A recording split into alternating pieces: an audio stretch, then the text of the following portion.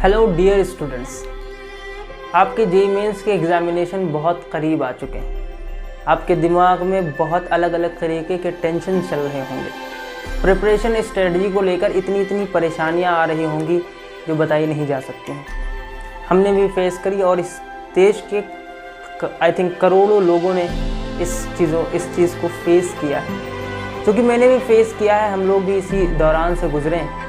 तो मैं आपको कुछ ज़रूरी टिप्स ज़रूर दे सकता हूँ जो आप अभी से 1 महीने तक अपने आप को कैसे काम रख सकते हैं, और ये चीज़ें आपके बहुत काम आएंगी। बहुत ज़रूरी है कि आप इन चीज़ों पर बहुत फ़ायदे से अमल करें, क्योंकि आपकी कितनी भी अच्छी प्रिपरेशन होगी, आप या कुछ नहीं पढ़े होंगे तो उनके लिए तो कोई बात ही नहीं, लेकिन जिनकी बहुत अच्छी प्रिपरेशन होगी, जिन्होंने साल भर 2 साल से बहुत कायदे से मेहनत करी होगी, आपकी उस मेहनत का रिज़ल्ट तो नहीं है, लेकिन हाँ रिज़ल्ट से कम भी नहीं है। रिज़ल्ट बाद में वही आएगा जो आप उस दिन पर्टिकुलर डे में, उस 3 घंटे में जो आप करके आएंगे, वही रिज़ल्ट आने वाला है। इस वजह से सबसे पहली चीज़ जो आपको दिमाग से हटानी है वो ये है कि नर्वसनेस हटानी है। ये अक्सर कोटा में बोला जाता था कि जिसका नर्वसनेस जो उस नर्वसनेस को ओवरकम कर ले गया, उसके 20% तो मार्क्स वैसे भी इंक्रीज़ हो जाने हैं। क्योंकि इतना बड़ा एग्ज़ाम, इतने लोग प्रिपरेशन कर रहे हैं, 11 लाख बच्चे हैं, 10,000 का सिलेक्शन होगा, कैसे होगा,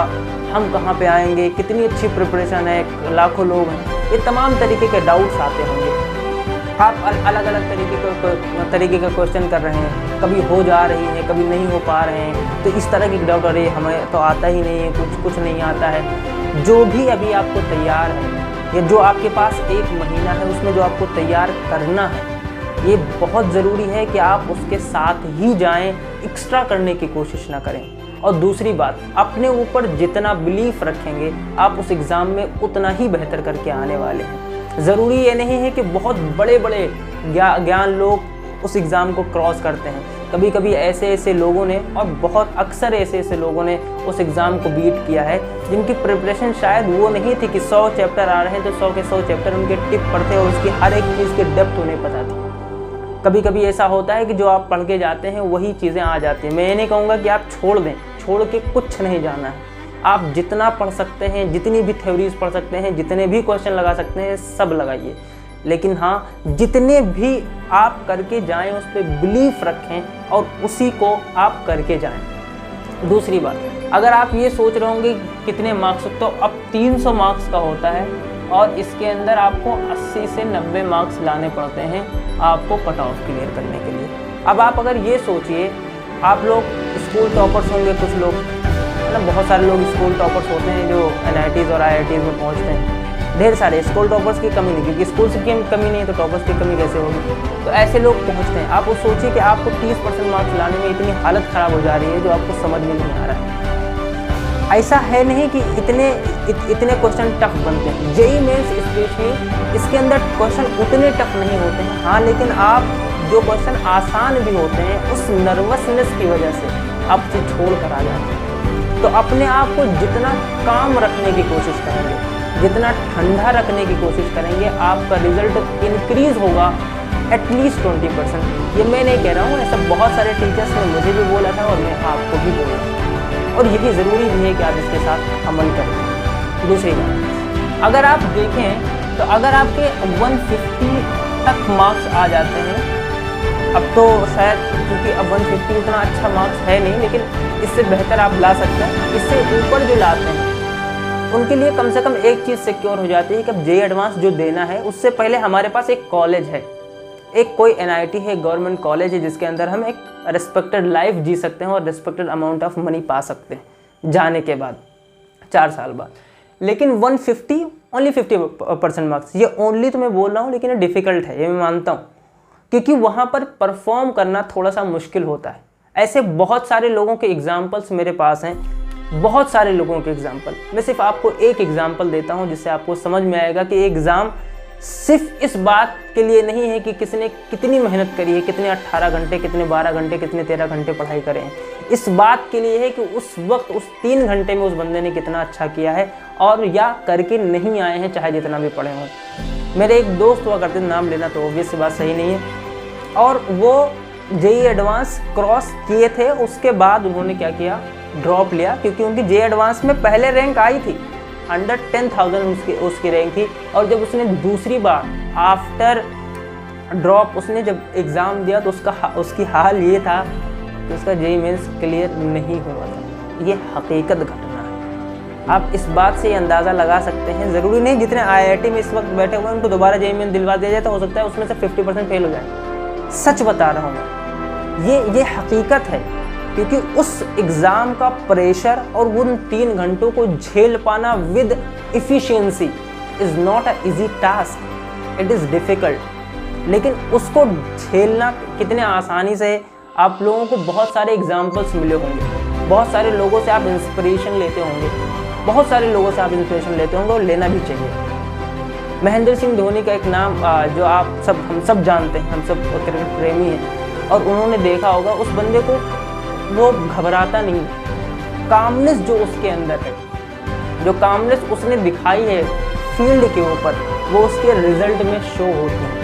क्योंकि आप जितना परेशान होंगे, जितना हताश और परेशान होंगे, वो आपके मार्क्स में कम ही कर सकता है, बढ़ोतरी कभी नहीं कर पाएगा। ज़रूरी बस इतना है कि आप अपने आप को काम रखें। मैं बार बार इस टर्म का यूज़ इस वजह से कर रहा हूँ क्योंकि हड़बड़ाते हैं लोग। आप अपने जो एग्ज़ाम देते होंगे, जिस भी कोचिंग में होंगे, ऑनलाइन दे रहे होंगे, कहीं से भी दे रहे होंगे, हो सकता है आप केमिस्ट्री 30 मिनट में, 35 मिनट में, 40 मिनट में, जो भी आपका फेवरेट सब्जेक्ट है वो कर लेते हो, और वहाँ जाके अगर आपका 1 घंटा लग गया वो उस पर्टिकुलर सेक्शन को करने में, तो आपके पसीने छूट जाएंगे, और ये हकीकत बात है। वहाँ से निकलना कैसे है, ये ज़रूरी है कि जो हुआ जाने दो, 2 घंटे हैं हमारे पास। आप जितना पॉजिटिव वे में उन 3 घंटे को गुजारेंगे, आपके आने वाली लाइफ में उतना बढ़िया इम्पैक्ट होगा उन 3 घंटों का। घबराएंगे, जितना घबराएंगे, दूसरों की बातें सुनेंगे, वो क्या कहेंगे, फलाने क्या कहेंगे, ये सब लोग कहते ही रहेंगे, आप किसी भी पोजीशन पे पहुंच जाइए। कोई भी इस दुनिया में किसी भी पोजीशन पे हो, आप किसी को भी उठा के देख लीजिए, सबको कुछ ना कुछ कहा ही जाता है। आप कुछ भी अचीव कर लेंगे इस दुनिया में आपको प्रेज करने वाले लोगों की बहुत कमी दिखेगी, लेकिन आपका मोरल गिराने वालों की कमी आप चलते फिरते भी पा सकते हैं। अच्छा IIT की तैयारी कर रहे थे, कुछ नहीं हुआ, अच्छा क्या ही कर लोगे तुम लोगों जैसे लोग होने नहीं। इस तरह की बहुत ढेर सारी बातें, ऐसे टोंट जो आप शायद बर्दाश्त न कर पाए, लेकिन करना पड़ेगा। जस्ट रिलैक्स, क्योंकि किसी को नहीं सुनना है। ज़िंदगी आपको जीनी है, खुशियाँ आपको मिलनी है, गम भी आपको झेलना है, मुश्किलात भी आपको झेलना है। जब मुश्किलात झेलेंगे तभी ये होगा। जैसे एक शेर की, खुदी को कर बुलंद इतना कि हर तकदीर से पहले खुदा बंदे से खुद पूछे बता तेरी रज़ा क्या है। और लेकिन ये रज़ा मिलेगी कब? मिटा दे अपनी हस्ती को अगर कुछ मर्तबा चाहे, मिटा दे अपनी हस्ती को अगर कुछ मर्तबा चाहे, कि बंदा खाक में मिलकर गुले गुलजार होता है।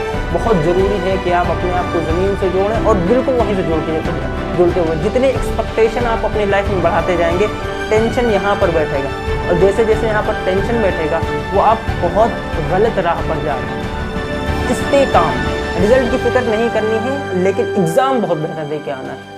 एग्ज़ाम कैसे दे के आना, नर्वसनेस हमारे पास होगी ही नहीं, कोई टेंशन नहीं। स्ट्रेटजी पॉइंट ऑफ व्यू से बस मैं इतना कहूँगा कि आप जो थ्योरी आपको पढ़ाई गई है, जिस भी टीचर ने आपको थ्योरी पढ़ाई है, उस थ्योरी को बिल्कुल आपके टिप पर 10 से 12 बार होनी चाहिए। अगर आपसे कोई कुछ भी पूछता है, इनऑर्गेनिक केमिस्ट्री में कोई एक्सेप्शन है, आपको ऑर्गेनिक केमिस्ट्री के जितने रिएक्शंस हैं, जितने भी रिएजेंट हैं, जो भी कुछ आ रहा है वो आपके दिमाग में होना चाहिए। अगर SN1 रिएक्शन है तो कितने भाई साहब क्या बनेंगे, कार्बोकेटायन बनेगा, उनका रीअरेंजमेंट होगा, रिंग एक्सपेंस हो सकती है, इस तरह की जितनी भी चीज़ें हैं, या फिर कुछ डायरेक्ट मेथड जैसे ऑक्सीडेशन क्या होता है, रिडक्शन होता है, इस तरह के जो भी हैं, जितनी भी चीज़ें हैं, आपको वो आपके टिप पर होनी चाहिए। फिर आप जितने भी क्वेश्चन करेंगे सारे कम हैं, आप जितने भी क्वेश्चन करेंगे सब कम है, क्योंकि जे एडवांस का क्वेश्चन कोटा के अंदर भी 9 घंटे से पहले सॉल्व नहीं होता था। ये हकीकत है। वो क्वेश्चन पेपर बनता है, लेकिन उसके मोर देन 50% क्वेश्चन आप इजीली कर लेंगे अगर आपने सिर्फ बढ़िया से थ्योरी और जो भी क्वेश्चन प्रैक्टिस किए होंगे अपनी शीट से, अपने जो भी आपको मटेरियल मिला होगा उससे, अगर आपने उतना किया है तो आप बेहतर रिजल्ट लाएंगे और बहुत अच्छा रिजल्ट लाएंगे।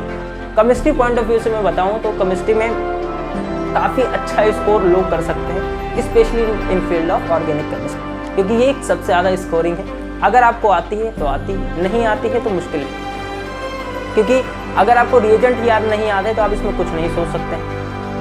ऐसे ही फिजिकल केमिस्ट्री मैथमेटिक्स है, आपको पता है मैथ्स ही एक ऐसा सब्जेक्ट है जिसमें पूर्ण मार्क्स लाए जा सकते हैं, तो जाहिर सी बात उसमें ला सकते हैं। इनऑर्गेनिक केमिस्ट्री देन अगेन ये ऑर्गेनिक केमिस्ट्री भी बेहतर हाल पे है, लेकिन बहुत लॉजिकल है। अगर आपने एक अच्छे टीचर से पढ़ा होगा तो आपको पता होगा कि इनऑर्गेनिक केमिस्ट्री में फन है, मज़ा है। लेकिन अगर नहीं पढ़ा होगा तो फिर आपको ऐसा लगेगा यार सिर्फ इसमें एक्सेप्शन ही भरे पड़े।